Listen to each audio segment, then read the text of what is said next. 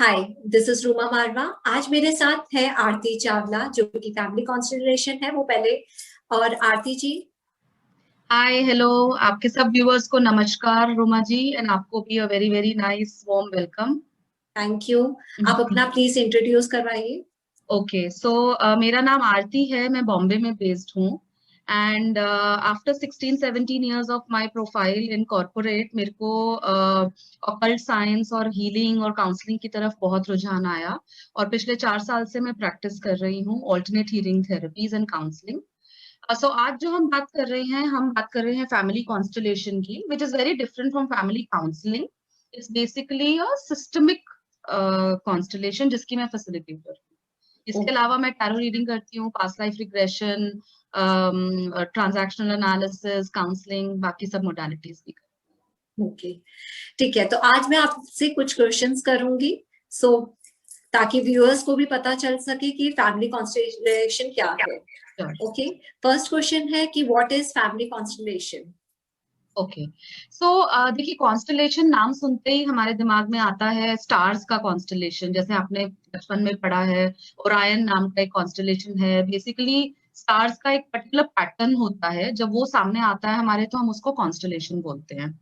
इसी तरह फैमिली में सोल्स का भी एक पैटर्न होता है। और इनफैक्ट फैमिली में ही क्यों, कोई भी अगर हम एक सिस्टम लेते हैं, जैसे कोई ऑर्गेनाइजेशन हुआ, कोई भी डिपार्टमेंट है, कोई ऑर्गेनाइजेशन है, कोई कंट्री है, हर जगह एक सिस्टम है। एक चीज अकेले में काम नहीं कर सकती है, सब एक साथ मिलके काम करते हैं तभी उसका रिजल्ट आता है। इसी तरह फैमिली में भी अलग अलग सोल्स हैं। और ये एक बहुत ही डीप सोल वर्क है। बेसिकली एक जर्मन साइकोथेरेपिस्ट थे, बर्ट हेलिंगर, उन्होंने इसका इन्वेंशन किया था। एंड उनका मानना ये था कि इस सिस्टम में अगर एक भी चीज का इम्बैलेंस हो जाता है तो उसका रेपरकशन आगे आता है। जैसे फैमिली में अगर हमारे एंसेस्ट्रल लीनिएज में अगर किसी का कुछ भी इम्बैलेंस हुआ, कुछ भी अनहोनी होती है, कोई मर्डर हुआ, सुसाइड हुआ, किसी को अल्कोहलिज्म का कोई एडिक्शन हो गया, या कुछ भी इम्बैलेंस हुआ, किसी को निकाल दिया, किसी को दखल अंदाज कर दिया फैमिली से, तो वो इम्बैलेंस हो जाता है। इसी तरह ऑर्गेनाइजेशन में भी इसी तरह के इम्बैलेंसेस होते हैं। ऑर्गेनाइजेशन में, किसी भी सिस्टम में, परिवार में, फैमिली में, फ्रेंड्स में। तो जब ये इम्बैलेंस होता है तो कहीं ना कहीं जो नीचे की जनरेशन है, जैसे आप और मैं, हम आज की जनरेशन है, आज की डेट में हम अपने एंसेस्टर्स का वो बर्डन कैरी करते हैं। और जब तक हम उसको हील नहीं करते हैं, हम उसकी वजह से सफर करते हैं। कोई अगर फैमिली में अल्कोहलिक है तो वो कहीं ना कहीं खुद अल्कोहलिक नहीं बना है, वो एंसेस्टर का किसी का बर्डन लेके आ रहा है। किसी का रिलेशनशिप नहीं चल रहा, किसी का फाइनेंशियल इशू है, तो कहीं ना कहीं वो इम्बैलेंस ऊपर के लेवल पे हुआ था कहीं जनरेशंस में, जिसकी वजह से आज हम उसका सफर कर रहे हैं। तो ओके। ये एक बेसिक कॉन्सेप्ट है इसका। ओके। और इसमें कितनी थेरेपीज चाहिए होती है। देखिए, ये बहुत डीप सोल वर्क है जैसा मैंने बताया। तो कितनी थेरेपीज तो ये हम नहीं बोल सकते, क्योंकि ये किसी भी डायमेंशन में चला जा सकता है कॉन्स्टलेशन का सेशन। से फॉर एग्जांपल, अगर आज मैं अपना सेशन कर रहा हूँ तो वो मेरे एंसेस्टर्स पे भी जा सकता है, मेरी पास्ट लाइफ में भी जा सकता है, कि मेरा मेरा पिछले जन्म में ऐसा क्या था जो आज मैं उस जन्म का बर्डन लेके इस लाइफ में मेरे को लेसन लर्न करना है। मेरे इनर चाइल्ड पे भी जा रहा है। इनर चाइल्ड मतलब आज की डेट में मैं जितने भी साल की हूँ उससे पहले जो भी मेरे साथ हुआ उसका मेरे पे क्या इम्पैक्ट है। तो वो एक फ्रोजन एनर्जी होती है हमारी लाइफ में, जिसको इनर चाइल्ड बोलते हैं। तो अलग अलग डायमेंशंस में जाती है ये थेरेपी, और ये साइकोथेरेपी है एक्चुअली। तो कितने सेशंस लगेंगे इसका हम कहीं पे भी गारंटी नहीं देते हैं, बट मैंने बहुत मेजर शिफ्ट्स देखे हैं कॉन्स्टलेशन के बाद, जिसमें लोगों का काफी चेंजेस आए हैं लाइफ में इन टर्म्स ऑफ जो भी इशू लेके आते हैं मेरे पास क्लाइंट्स। तो रिलेशनशिप के मामले में, फाइनेंस के मामले में, सो काफी मेजर मैंने चेंजेस देखे हैं अगर आप पूरे विश्वास के साथ करते हैं तो ओके। यूजुअली 3-4 सेशन से आपको थोड़ा उसका इफेक्ट दिखना शुरू होता है, शिफ्ट आता है लाइफ। ओके। ओके। और ये लाइक हमें कैसे पता चलता है कि लाइक ऐसी प्रॉब्लम है, और आपके पास किस बेस पर, लाइक जैसे आप कह रहे हो कि रिलेशनशिप के लिए आते हैं, फाइनेंस के लिए आते हैं, तो लाइक आप कैसे उस चीज को लाइक रिकॉग्नाइज करते हो। देखिए, रिकॉग्नाइज करने के लिए हमको पुराना अपना हिस्ट्री जानने का जरूरत नहीं है। When a client comes to me, I don't ask generally बहुत ज्यादा डिटेल में। The only thing is we basically need to know कि उनकी फैमिली में कोई अननेचुरल डेथ हो गई या कोई मर्डर, सुसाइड या अबॉर्शंस या मिसकैरेजेस या ऐसा कुछ नहीं हो गया, तो ये हम बेसिक इंफॉर्मेशन लेते हैं। और उसके बाद किया ऐसे जाता है कि हम एक फील्ड क्रिएट करते हैं एक रूम में, और वहां पे एक सर्कल है, it's a healing circle basically. हम लोग एक कंबाइंड सेशन करते हैं, ये चेयर पे बिठा के हिप्नोथेरेपी की तरह सेशन नहीं होता है। हम लोग काफी लोग 10-12 लोग इकट्ठे मिलके ये सेशन लेते हैं, और उसके अंदर रिप्रेजेंटेटिव चूज किया जाता है। से फॉर एग्जाम्पल किसी ने बोला कि मेरा रिलेशनशिप इशू है, तो हम एक क्लाइंट के लिए एक रिप्रेजेंटेटिव चूज करेंगे और उनको फील्ड में डालेंगे। क्लाइंट का जो भी इशू है, रिलेशनशिप है, मदर फादर जो भी है, उनका सेकंड चीज मदर है या फादर है, उनको भी हम एक रिप्रेजेंटेटिव चूज करके डालेंगे। और बहुत दफा रोमा जी ऐसा देखा गया है कि अगर किसी ने किसी का मदर रिप्रेजेंट किया है, तो उनको फिजिकल इशू ऐसे होने लग गए हैं ड्यूरिंग द सेशन जैसे एक्चुअली उनको मदर को होते थे। से सपोज अगर मैं अपना हीलिंग कर रही हूँ और मैंने आपको बोला कि can you represent my mother, और आपको मैंने फील्ड में डाला, तो आपको एक्चुअली ऐसा महसूस होगा जैसे आप मेरी मदर की तरह हैं। तो यू एक्चुअली स्टार्ट फीलिंग दो psychosomatic charges also. Okay okay. तो वो जो रिप्रेजेंटेटिव्स हैं उनका क्या हिडन डायनामिक निकल के आ रहा है, हम उसको उसको देखते हैं और उसके ऊपर हीलिंग होती है बेसिकली, कि ओके क्लाइंट का मदर से फादर से किस तरह से है, क्या हिडन दिख रहा है उसके अंदर। बिकॉज देखिए, अगर जो भी हम ऊपर से लेके आ रहे हैं हमारे डीएनए में, हमारे मदर और फादर से हम बने हैं। 50% मदर हूं मैं, 50% मैं अपनी फादर हूँ, राइट। और मेरे मदर फादर अपने पेरेंट्स से बने हैं। तो इस तरह से अगर देखा जाए तो बहुत सारे एंसेस्टर्स की मेमोरीज, उनके साइकोसोमैटिक चार्जेस, उनकी एक्सप्रेशंस, उनके फीलिंग्स, वो सब हम कैरी करके चल रहे हैं। तो उन रिप्रेजेंटेटिव्स की हेल्प से हम उस चीज को रिलीज करते हैं, और वो डायनामिक देखते हैं कि क्लाइंट और उसकी मदर, क्लाइंट और उनके फादर के बीच में क्या रिप्रेजेंटेशन है और कहाँ पे बर्डन है, और वो उस बर्डन को हम रिलीज करते हैं। Okay okay. Yes. ठीक है। नेक्स्ट लाइक है, is it different from counselling और थेरेपी?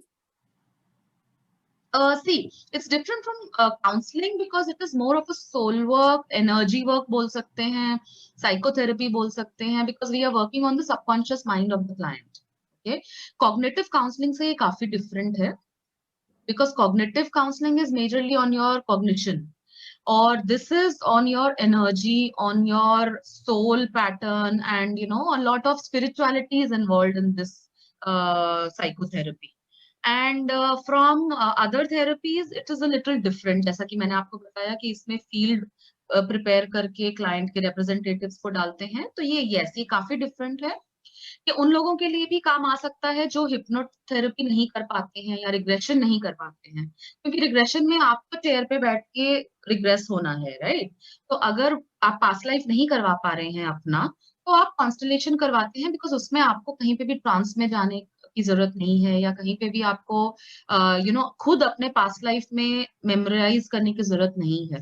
तो everything is channelised by the representatives, और कुछ भी ट्रेनिंग की जरूरत नहीं होती है चैनल करने के लिए। काफी दफा ऐसा भी देखा गया है कि people like normal family members ने मिलके भी एक कॉन्स्टलेशन किया है, जिनको फैमिली कॉन्स्टलेशन या सिस्टमिक कॉन्स्टलेशन के बारे में कुछ भी ज्यादा मालूम नहीं होता है। तो you just have to feel what is happening. आपको जो इमोशंस हैं, जो फीलिंग्स हैं, और जो बॉडी चार्जेस हैं, जैसे किसी को बैक एक हो रहा है, तो वो सब हमको थोड़ा रिलीज करना होता है, और उसी के ऊपर सारा फैसिलिटेशन करता है, जैसे एनी फैसिलिटेटर लाइक मी, हमको उसको चैनल करना है सिर्फ। बाकी healing is very different from other therapies. Okay. What happen if the person don't know much about family? हाँ, एग्जैक्टली exactly. तो कई बार ऐसा देखा गया है कि क्लाइंट बोलता है कि नहीं, मेरा तो अपने ग्रैंडफादर के साथ बहुत अच्छा रिलेशन है, सब कुछ अच्छा है। तो knowing everything consciously and what it is subconsciously is very different. कई चीजें आपको कॉन्शियसली पता होंगी, लेकिन कॉन्स्टलेशन में वो वैसा नहीं निकल के आएगा, बिकॉज वो एक हिडन डायनामिक है। देखो, जिस चीज को हील करना है वही निकल के आएगा, अगर कुछ पॉजिटिव है तो वो नहीं आएगा, राइट। तो आपको जानना कॉन्शियसली कुछ भी जरूरत नहीं है। जो मैसेजेस और जो चैनलिंग आपकी फील्ड में निकल के आती है, हम उसी को हील करते हैं। और 98% ऐसा देखा गया है कि वो एक्चुअली रेजोनेट करता है with what clients actual family situation is. Okay. काफी हद तक वो रेजोनेट करता है, क्योंकि आज की डेट में हमको हमारे ऊपर के जनरेशन में क्या हुआ नॉर्मली नहीं मालूम होता है, नाम भी नहीं मालूम होते हैं कई बार, but we go by whatever has come in the constellation, because वो काफी पावरफुल है। Anything which has come in the field is 1000 times powerful than your conscious mind. तो ओके। कॉन्शियसली अगर आपको लगता नहीं मेरे ग्रैंडफादर मेरे से बहुत प्यार करते हैं, लेकिन कॉन्स्टलेशन में निकल के आ रहा है कि नहीं, जब आप पैदा हुए थे तो उनको बॉय चाइल्ड की एक्सपेक्टेशन थी और उनको डिसअपॉइंटमेंट हुआ था। Suppose I am just giving an example. वो डिसअपॉइंटमेंट की वजह से आपके ऊपर वो जो इनर चाइल्ड है उसके ऊपर इफेक्ट आ रहा है आज की डेट में भी। और आज की डेट में आपको ऑफिस में भी रिजेक्शन है, घर पे भी रिजेक्शन है, हस्बैंड से भी प्यार नहीं मिल रहा, फाइनेंसेस भी अच्छे नहीं हो रहे। तो हम उस रूट को पकड़ते हैं जो सबकॉन्शियस माइंड में था when you had taken birth. उस समय अगर आपके ग्रैंड फादर ने या ग्रैंड मदर ने आपको एक्सेप्ट नहीं किया था, तो क्या आपको मालूम नहीं होगा? Why? Because nobody will kind of talk about it, right? आपको कॉन्शियसली मालूम नहीं होगा, लेकिन वो डिसअपॉइंटमेंट और रिजेक्शन की एनर्जी आज भी आपके साथ कैरी ऑन हो रही है। और जब तक आप उस पर हील नहीं करेंगे, आप अपने ऑफिस में भी रिजेक्ट होते रहेंगे, हस्बैंड से भी प्यार ज्यादा नहीं मिलेगा, फाइनेंस में भी रिजेक्शन होगा। तो वो एनर्जी ऑफ रिजेक्शन पे हमें काम करना होता है बेसिकली। ओके। ये वैदिक से रिलेटेड है क्या या नहीं? I I can't comment on that because मैंने कभी वैदिक नहीं किया है। तो basically it is I am not too sure whether it is connected और नॉट। ओके ओके, ठीक है। ओके, और आप और कुछ व्यूअर्स को बताना चाहे इस चीज के बारे में? मैं ये बताना चाहूंगी कि हमको कभी कभी लगता है कि थिंग्स आर फाइन और ये मेरी किस्मत है और ऐसा ही मेरे साथ होना चाहिए था, इसीलिए मेरा डिवोर्स हुआ या व्हाटएवर। बट मैं कहना चाहूंगी कि ऐसा नहीं होता है। अपनी डेस्टिनी हमारे अपने हाथ में है। और अगर आप आज मेरे को देख रहे हैं और अगर रोमा जी आपके व्यूअर्स आपको देखते हैं, तो दैट मीन्स उनकी डेस्टिनी में है कि वो किसी हीलर को कांटेक्ट करें या किसी टैरो रीडर को कांटेक्ट करें, तभी वो आपका यूट्यूब चैनल देख रहे हैं। तो अगर इस तरह से कोई चीज आती है तो उनको हिचकना नहीं चाहिए। You should approach us, you should come to us and ask क्या किया जा सकता है आपकी प्रॉब्लम से को रिलेटेड, प्रॉब्लम से रिलेटेड। और अगर आप अपनी डेस्टिनी चेंज करना चाहते हैं, अपने आप को हील करना चाहते हैं, तो you should work on that. उसको लेके आपको कंप्लेसेंट नहीं हो जाना चाहिए कि नहीं ये मेरी किस्मत में है, मुझे तो ऐसे ही रहना है, या मेरी किस्मत में ही है कि फाइनेंशियल इश्यूज रहेंगे और मैं कभी अपने अपने ड्रीम्स पूरे नहीं कर पाऊंगा।